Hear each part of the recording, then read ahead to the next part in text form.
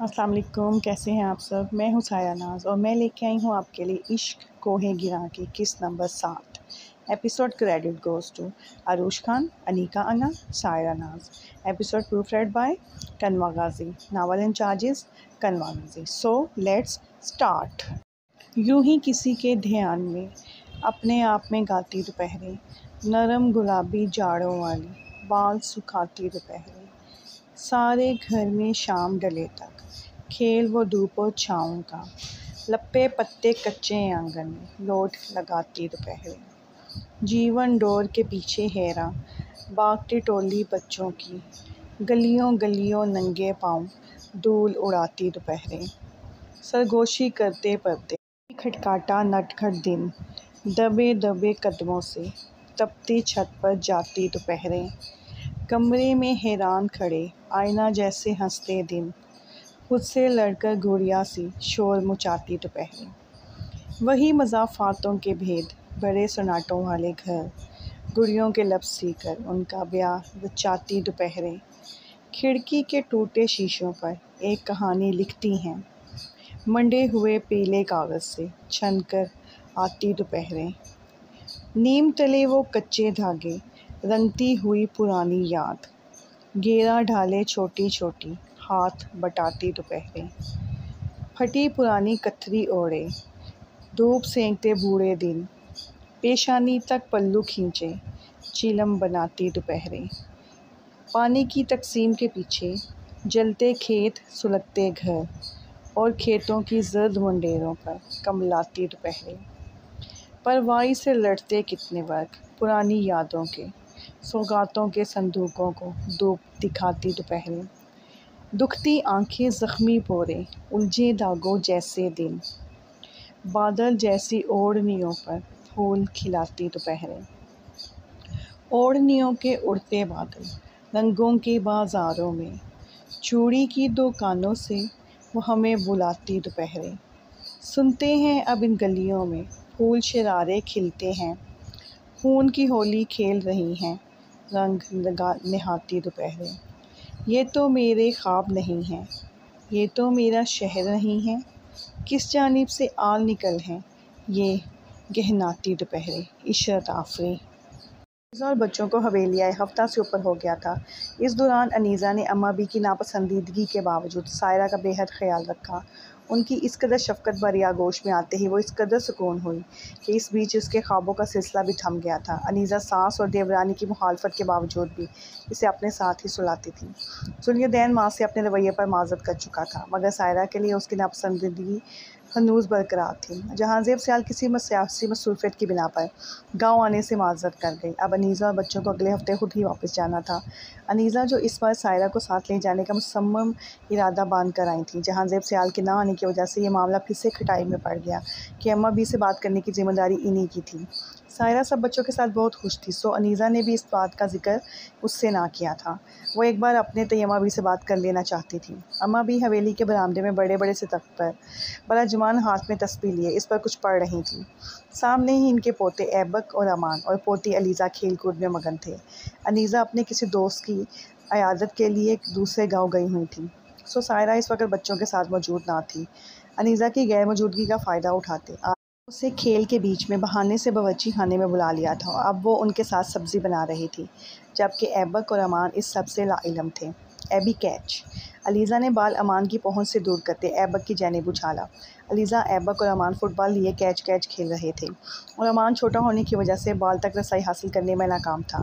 पहले सायरा खेल में इसकी साथी थी, मगर अब वो छलांगे लगाता बाल हासिल करने की सर तोड़ कोशिश कर रहा था। अम्मा भी इन सबको देखकर मुस्कुरा रही थी।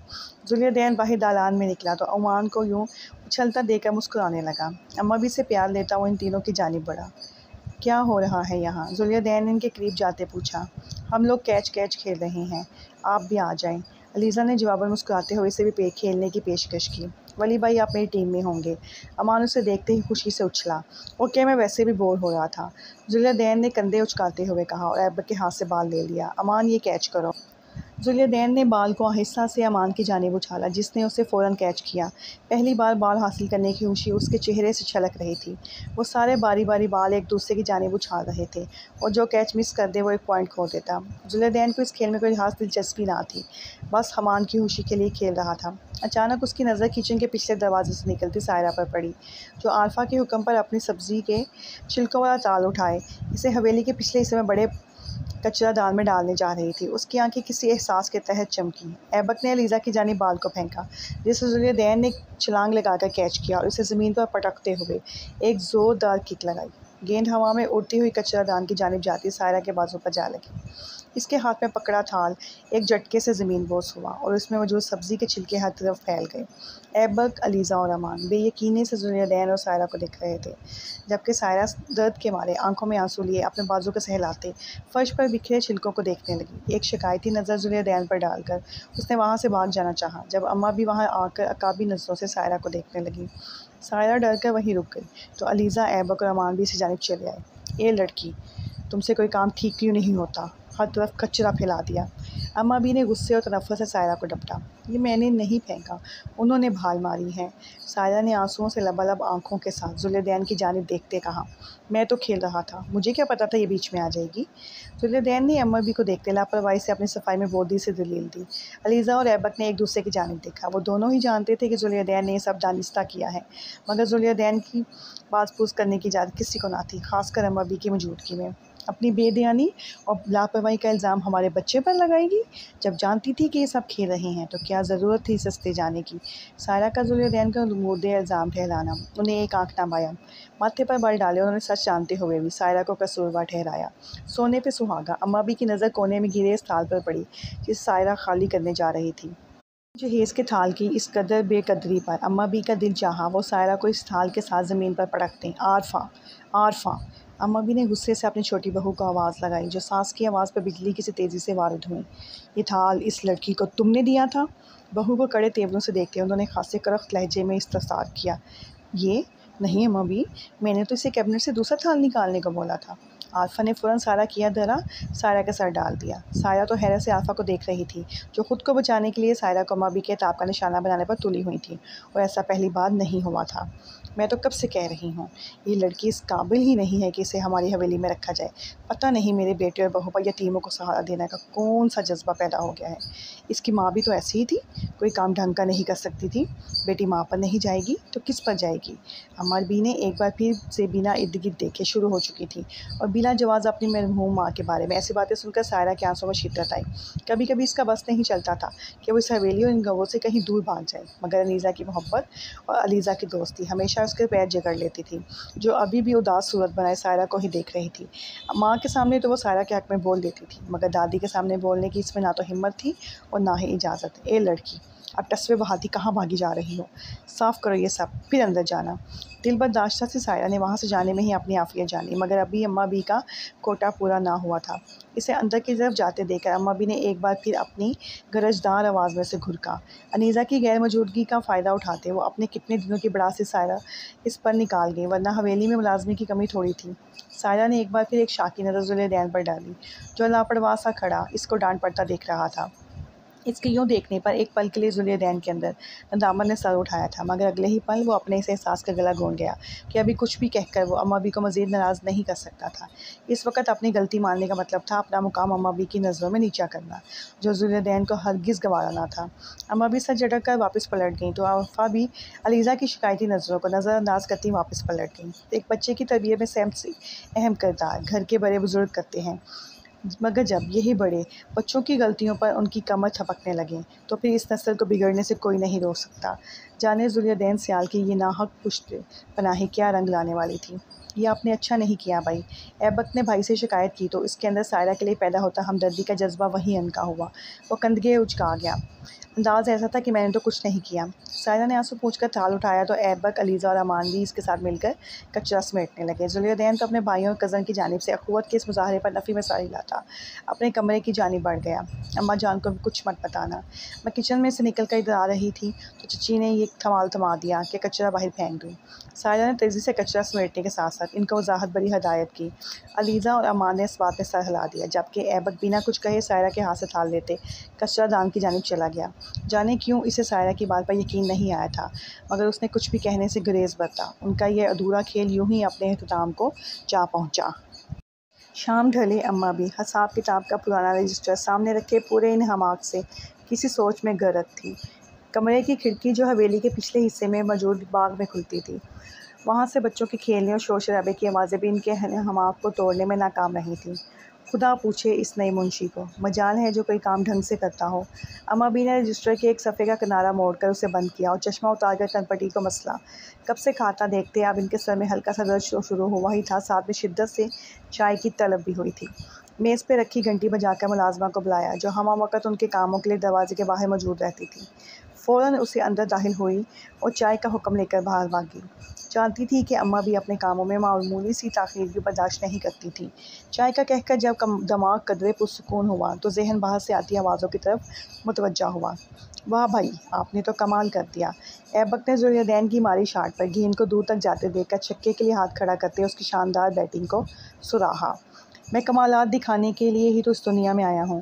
15 साला ज़ुल्यदैन ने शाहाना अंदाज में माथे पर आए अपने बालों को सर झटक कर पीछे किया। थोड़ी दूर लान चेयर पर बैठी सायरा ने भी उसकी बात सुनी। कुछ समझ में आया था, कुछ नहीं, लेकिन उसके मासूम जहन ने इससे यह ज़रूर बावर करा दिया था कि ज़ुल्यदैन ने यकीनन कोई ऐसी बात की होगी जिस पे हंसा जाए। बाल पेन से खेलते कड़च कड़च की आवाज़ से महफूज होते। वो हंसती, उसके फूले हुए गाल जिन पे धूप की तमाज़र ने कश्मीरी सेब जैसी सुर्खी बखेर रखी थी, वो ज़ुल्यदैन की मौजूदगी के बायस खेलने से इनकार करके अब कुछ दूर बैठी खुशदिली से इन सबको देख रही थी। उसके चेहरे से झलकती मासूमियत की छाप दूर से देखने वाले को भी अपना गर्वेदा बना सकती थी। अमान बरादराना मोहब्बत से इसकी जानिब तकते ऐबक की तरफ बढ़ा। अब बाउलिंग मैं करवाऊंगा। अमान ने ऐबक से गेंद ली ताकि वह अपनी तेज़ रफ्तार बाउलिंग से खुद को सचिन तेंदुलकर समझते अपने भाई को शोएब अख्तर की याद दिला सके। बस अब मैं थक गया हूँ, मैं नहीं खेल रहा। ज़ुल्यदैन ने इसके अरमान पे ओस फेरी और बल्ला वहीं गिराते हुए उस जानिब बढ़ा जहाँ सायरा बैठी एक बॉल पेन से खेल रही थी। और अब इस बॉल पेन से जब कड़च कड़च की आवाज़ आना बंद हो गई तो वो उसे उलट पुलट कर देखते उस खोज में महव थी कि खराबी कहाँ हुई है। ओ हेलो, ये क्या कर रही हो तुम पागल लड़की? ज़ुल्यदैन की तेज़ निगाहें दूर से ही भांप गई थी कि इसके हाथ में क्या था। वो तेज़ी से दौड़कर वहाँ पहुँचा और चील की माने झपट कर उसके हाथ से बॉल पेन खींचा। सायरा भी सहम कर कुर्सी छोड़ते उठ खड़ी हुई। पागल लड़की, मेरा इतना कीमती बॉल पेन ख़राब कर दिया तुमने। ज़ुल्यदैन गुस्से से लाल बबूक का चेहरा लिए उसकी तरफ बढ़ा। कुछ बाद नहीं था कि उसके चेहरे पर थप्पड़ ही लगा देता। क्या हो गया है भाई? ऐबक ने ऐन वक़्त पर सायरा का बाजू थाम कर उसे अपने पनाह में लिया। मुझे नहीं पता था कि ये पेन आपका है। मुझे लगा अमान या ऐबी का है तो मैं इससे खेलने लगी। ज़ुल्यदैन के गुस्से से उसकी वैसे ही जान जाती थी। अब तो उसने गलती से इसका पेन ख़राब कर दिया था। अब गुस्सा मत करें, मैं बाबा से कहूँगी वो ऐसा बॉल पेन मुझे ला दें तो वो मैं आपको दे दूँगी। मासूमियत से कहती वो किसी के भी दिल में गर कर सकती थी, लेकिन सामने ज़ुल्यदैन सयाल था जिसे वो अम्मा भी की तरह एक आँख ना पाती थी। शक्ल देखी है अपनी? जितना तुम्हारा महीने का जेब हज होता है उतना महंगा ये बॉल पेन था। और तुम्हें किसी ने इतनी सी अखलाकियात भी नहीं सिखाई कि किसी की चीज़ पूछे बगैर नहीं उठाते। चोरी के ज़ुमरे में आता है ये। ज़ुल्यदैन गुस्से में अपना आपा ही खो बैठा। अमान, ऐबक या अलीज़ा में से किसी में हिम्मत नहीं थी कि इसे चुप करवाते या टोक देते। एक तो इन सब से बड़ा था, दूसरे अम्मा भी का चहीता। उसे टोक कर अपनी शामत नहीं बुला सकते थे। मैंने चोरी नहीं की थी। वो इतने बड़े इल्ज़ाम पे एहतजाज करते हुए अपनी अकड़ाहट पे काबू पाते अपना पूरा ज़ोर लगाकर बोली, सिर्फ इसका बटन दबाने से आने वाली कड़च कड़च की आवाज़ अच्छी लग रही थी तो शट। उसके बाद बीच में ही टोकते वो ढारा ही तो था।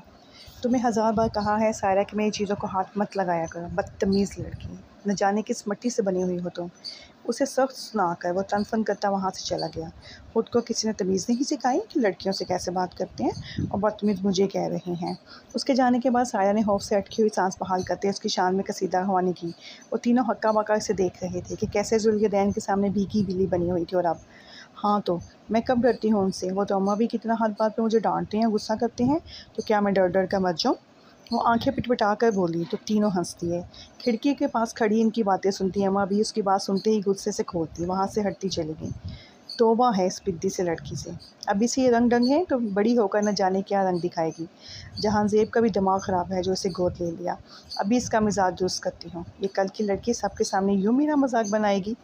चाय लाती मुलाजमा को हाथ जलाकर पीछे हटने का इशारा करती वो पूरे जलाल के साथ अपने कमरे से निकली। ये तो तय था कि अब इन्हें सायरा का वजूद अपने ख़ानदान में किसी तौर कबूल नहीं था। बदतमीज़, नाहिंजार, हमारा मजाक बनाएगी तू, तेरी ये मजाल, चटाक। अम्मा भी बाहर दालान में पहुंची तो सायरा के छोटे तीनों बच्चों के साथ किसी बात पर हंसते देखकर वो जारहाना तेवरों के साथ उसकी तरफ गई। अगले ही पल उसकी दराज चोटी अम्मा बी के हाथ में थी। गैज़ो गज़ब की तस्वीर बनी अम्मा बी ने अपनी बात मुकम्मल करते ही उसके कंधारी अनाज जैसे गालों पर बेतरबे कई थप्पड़ बरस आए। फिजा में उसके कराहने की आवाज़ के साथ कई और चीखें भी बुलंद हुई थीं। नहीं! सायरा एकदम चीखती हुई उठ बैठी। साख्ता अपना चेहरा अपने हाथों में यूँ छुपाया गोया किसी से बचने की कोशिश कर रही हो। उसके साथ सोती अनीज़ा भी उसके चिल्लाने पर खड़बड़ा कर उठ बैठी। क्या हुआ बच्चे, कोई बुरा ख्वाब देखा है क्या? उसके चेहरा छुपाने पर अनीज़ा ने उसकी गर्द अपनी ममता भरी आगोश का हिसार बांधते नहायत नरमी से इस्तफसार किया। उनकी मुशफ़िक़ सी आवाज़ पर सायरा ने हाथ अपने चेहरे से हटा लिए। अब वो उनके साथ लगी हौले हौले काँप रही थी। अम्मा जान, उन्होंने मुझे मारा, वो मुझे निकाल देंगी। अब कहाँ थी? सायरा खौफ के ज़ेर असर बेरब्तगी से बोलने लगी। कुछ भी नहीं हुआ, ये देखो मैं आपके साथ हूँ, आप बिल्कुल ठीक हो गुड़िया। उसकी हालत समझते अनीज़ा ने कुछ पूछने के बजाय उसे मज़ीद होश में भींच कर तसल्ली दी।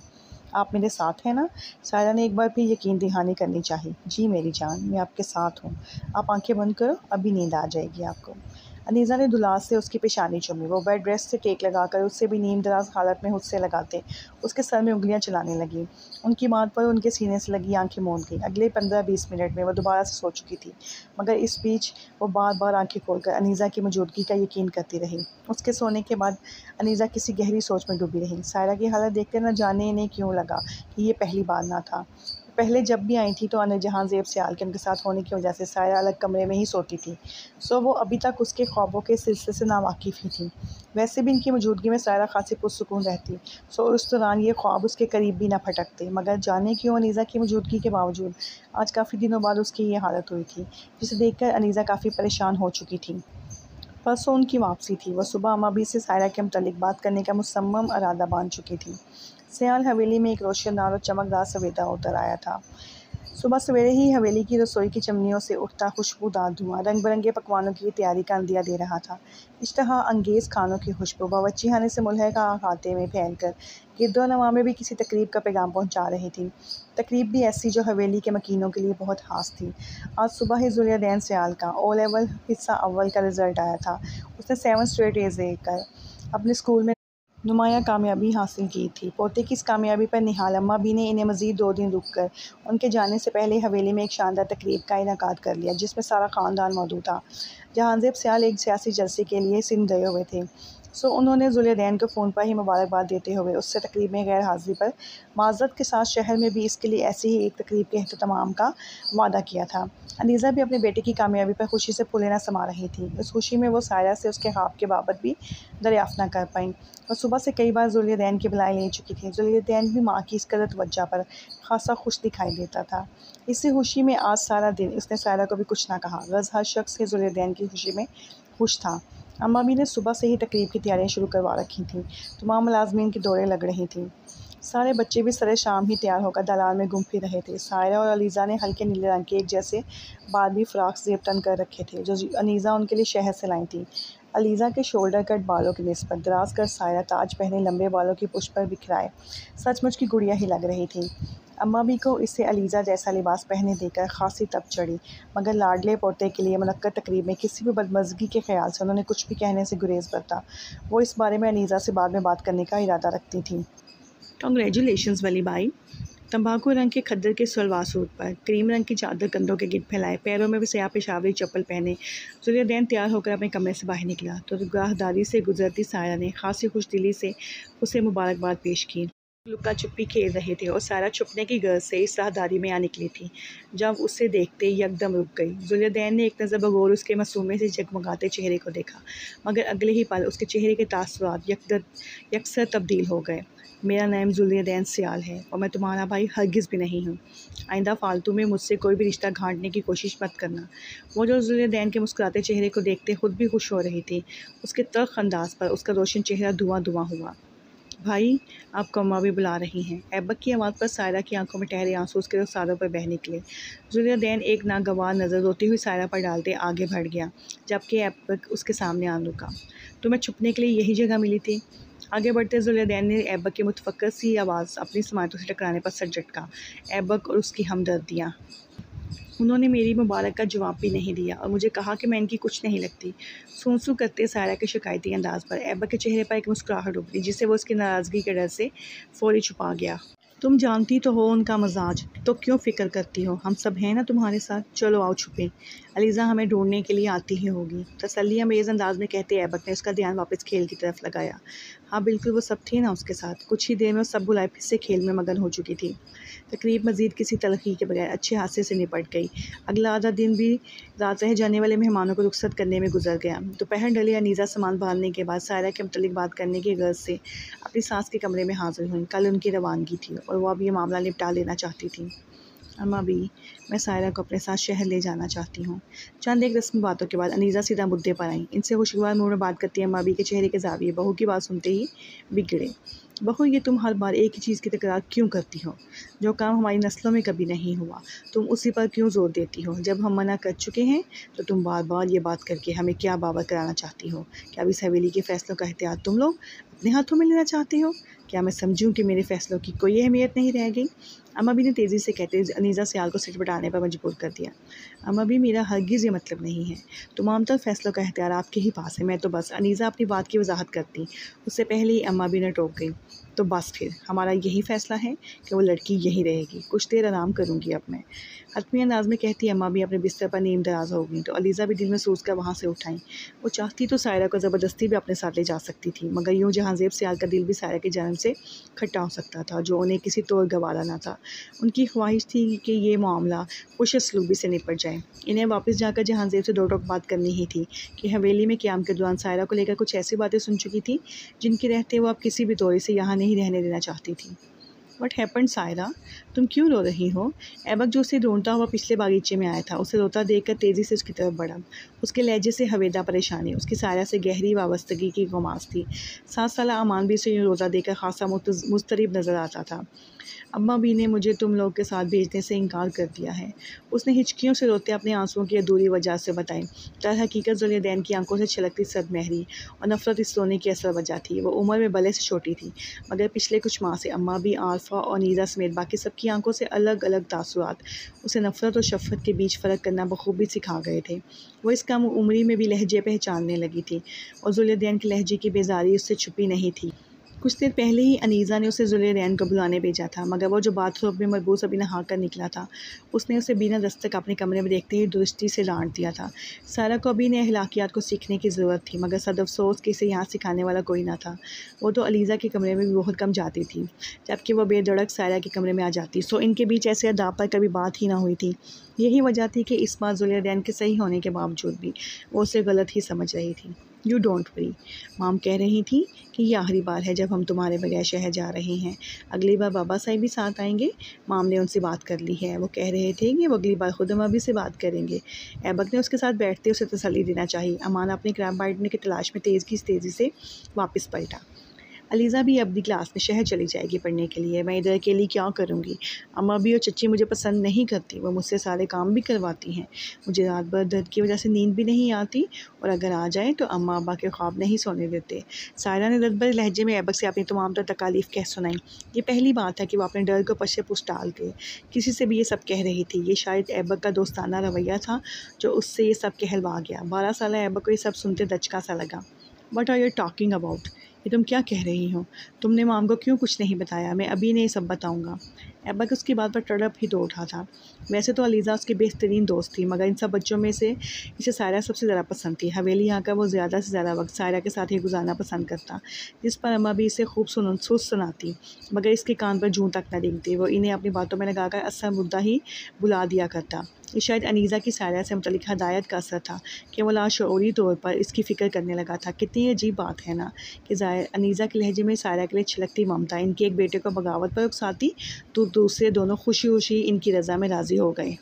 नो, तुम उन्हें कुछ नहीं बताओगे। अम्मा जान को तकलीफ़ होगी और फिर वो अम्मा भी से खफा होंगी तो अम्मा भी मुझसे मज़ीद नाराज़ हो जाएंगी। सायरा ने उसे उत्तर देख नफ़ी में सर हिलाते यकलख्त उसे हाथ से पकड़कर रोका। अम्मा भी की हुफ्की का खौफ एक बार फिर गालब आया। वो डर इसे किसी को कुछ भी बताने से रोक रहा था। शी ऑलवेज़ डिड सो, ये मुझे भी किसी को कुछ नहीं बताने देती। ने कहा भी था कि मैं डैड को बताऊंगी, बट शी गॉट एंग्री, लेकिन ये नाराज़ हो गई। अम्मा भी किसी के सामने इसे कुछ नहीं कहती ताकि किसी को कुछ पता ना चले। अलीज़ा जो अमान के बुलाने पर इधर आई थी, सायरा की बात सुनते उसने भी ऐबक की मालूमात में इजाफ़ा किया। Did you not tell me Aliza, I am angry with you. Should have told me, तुमने मुझे क्यों नहीं बताया अलीज़ा, मैं तुमसे नाराज़ हूँ, तुम्हें मुझे बताना चाहिए था। ऐबक ने अलीज़ा को देखकर नाराज़गी का इजहार किया। आई वॉज़ अनअवेयर, मैं ख़ुद अनजान थी, मुझे भी कुछ अर्सा पहले ही पता चला है। ये सच था कि अलीज़ा के सारे दिन की मसरूफियत इसे किसी और जानिब ध्यान ही ना देने देती थी। ये तो गर्मियों की छुट्टियों में इस पर अंदिया खुला कि अम्मा भी और आल्फा सायरा के साथ कैसा बर्ताव करती थी। What ever. अमान आगे बढ़कर अपने छोटे छोटे हाथों से सायरा के आंसू साफ़ करने लगा, जबकि ऐबक की खुफकी का ख्याल ही अलीज़ा की जान निकाल ले गया। वो इसे मनाना चाहती थी, मगर अमान की बात इन सब का ही ध्यान बटा गई। इज़ अम्मा be a which like snow white snap mother? Aliza की वजाहत देने से पहले ही उनकी बातों का अपनी समझ के मुताबिक नतीजा अखज़ करते 7 साला ऐबक अमान सियाल के मासूमियत से पूछे गए सवाल ने तीनों को ही सटपटाने पर मजबूर किया। ऐबक ने इर्द गिर्द नगाह दौड़ाते बेसाख्ता उसके मुंह पर हाथ रखा। यह उनके ख़ानदान का बड़े बड़े धमाके करने वाला छोटा सा पैकेट था, जो कहीं भी फुलझड़ियाँ छोड़कर माहौल बदल देता। बैड मैनर्स अमान, बड़ों के बारे में ऐसे बात नहीं करते। Promise me that you don't tell me anyone, वादा करो कि तुम किसी को कुछ नहीं बताओगे। सायरा ने अपने रुखसारों पर धरे आंसू पोंछते उसके नन्हे नन्हे हाथों को अपने हाथ में लेकर उसे समझाना चाहा। उसे डर था कि कहीं वो किसी और के सामने कुछ कह ना दे। वो किसी भी सूरत अम्मा बी के अताब का निशान। Okay let's play A B. बचपन को उम्र का सुनहरी दौर कहाँ इसीलिए गया है कि एक बच्चे को ना किसी चीज़ की फ़िक्र होती है और ना ही वो ज़्यादा देर किसी बात को अपने सर पर सवार करता है। लेकिन ये बात भी हकीकत है कि वो बच्चा बहुत सी बातें भूलता भी नहीं है। अमान भी सायरा के समझाने पर फ़िल वक्त इस बात को गैर ज़रूरी जानकर खेल की तरफ मुतवज्जा हो गया, मगर उसके लाशऊर से ये बात अभी मुकम्मल तौर पर महव ना हुई थी। मैं बैटिंग नहीं करूँगी। कुछ देर बाद ही वो लोग सब बुलाए क्रिकेट खेलने लगे। जब सायरा के इनकार पर सब ने ही हंसी हैरानी से उसे देखा। वो तो हमेशा से ओपनिंग करती आई थी और आज बैटिंग करने पर से ही सिरे से इनकारी थी। वाई इज़ इट सो, ऐसा क्यों है? अलीज़ा ने चेहरे पर हैरत भरे तासुरात से जाए पूछा। बस मुझे डर लगता है। उसकी ये बात इन सब के लिए पहले से भी ज़्यादा हैरान कुन थी। किसी ने कुछ कहा है तुमसे? ऐबक के सवाल पर सायरा के चेहरे का रंग फक हुआ। मुझे नहीं खेलना, वो नफ़ी में सर हिलाकर कहती अंदर की जानिब भाग गई। She must be worried about your departure, come let's play. वो तुम लोग के जाने पर ही परेशान है, आओ हम खेलें। ऐबक ने भी सायरा के पीछे जाना चाहा तो अलीज़ा ने उसे रोका। उसकी बात पर सर हिलाते ऐबक वापस पलट आया, मगर उसका जहन उसी अधेड़बन में था कि आहर ऐसी कौन सी वजह थी जो वो ऐसा रवैया इख्तियार किए हुए थी। उसे तो सायरा के रोने के पीछे भी कोई और वजह लग रही थी कि वो तो हर बार हवेली में ही रह जाया करती थी। जो भी वजह थी जल्द या बदेर उनके सामने आ ही जाती। दूसरी जानिब अलीज़ा खुश थी कि ऐबक उससे नाराज़गी बुला चुका था, जबकि सायरा इस वक्त अपने लिए मुख्तस कमरे में एक बार फिर अपनी कम मायगी पर आंसू बहा रही थी। माँ जान, मैं आपको बहुत मिस करूँगी, आप फिर कब आएंगी? सायरा ने दिल की बात करते रूहान से लहजे में अनीज़ा से सवाल किया। उसके लाख ना चाहने के बावजूद भी वो लम्हा आन पहुँचा था जब वो लोग शहर के लिए वापस रवाना हो रहे थे। मेरी जान, मैं भी आपको बहुत मिस करूँगी, हम जल्द आएंगे आपको लेने। उसकी पानियों से भरी सुरमई आंखें अनीज़ा को भी आप दीदा कर गईं। उन्होंने उसे खुद से लगाते ममता से चूर लहजे में कहा। अम्मा भी से झुककर प्यार लेते जुलियदैन ने हंसी बेजारी से ये मंजर देखा, मगर अपनी माँ के आंसुओं को देखकर होने वाली तकलीफ़ भी एक अटल हकीकत थी। ए लड़की, ये क्या नखूसत फैला रही हो, बंद करो रोना, अल्लाह सेहत खैर के इन्हें मंजिल तक पहुँचाए। अम्मा भी के करख्त अंदाज पर अनीज़ा के दिल को भी कुछ हुआ। अम्मा भी बच्ची हैं, उदास हो रही हैं बस। अनीज़ा ने एहतराम का दामन हाथ से छोड़े बिना कदरे नरम मगर जताते हुए लहजे में अपनी बात की। एक बार फिर झुककर सायरा की पेशानी चूमते अनीज़ा सियाल की आंखें भी भर आईं। माँ की आंख से टपकते आंसुओं पर ऐबक और अमान भी तेज़ी से आगे आकर उन दोनों से लिपट गए। अपनी माँ और भाइयों के रोने ने जुलियदैन के दिल पर एक अलग तरह से असर किया। वो बेसाख्ता आगे बढ़कर अनीज़ा को अपने हिसार में ले गया। रिलैक्स अम्मा जान, हम जल्दी वापस आएंगे। जुलियदैन को गैर मुतवक्का अंदाज पर सब ही हैरत में गिरे, जबकि उसके पास आते ही मेरा नामहसूस अंदाज में अनीज़ा से कुछ फासले पर हुई। हम जल्दी तुम्हें लेने आएंगे अलीज़ा, तुम शहर आने तक इसका ख्याल रखोगी ना?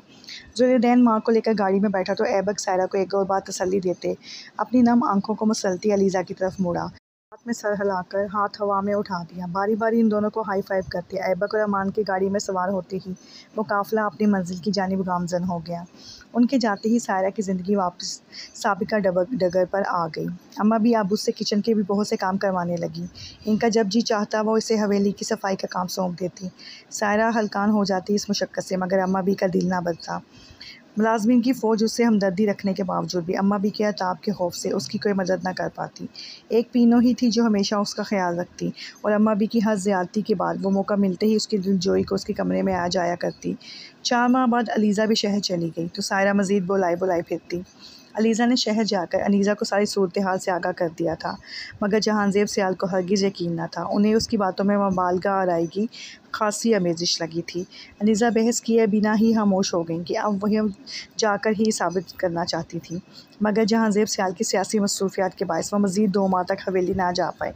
खुदा करके वो दिन आ ही गया जब पूरे 7 माह बाद वो लोग दोबारा से गाँव के लिए रखते सफ़र बांध चुके।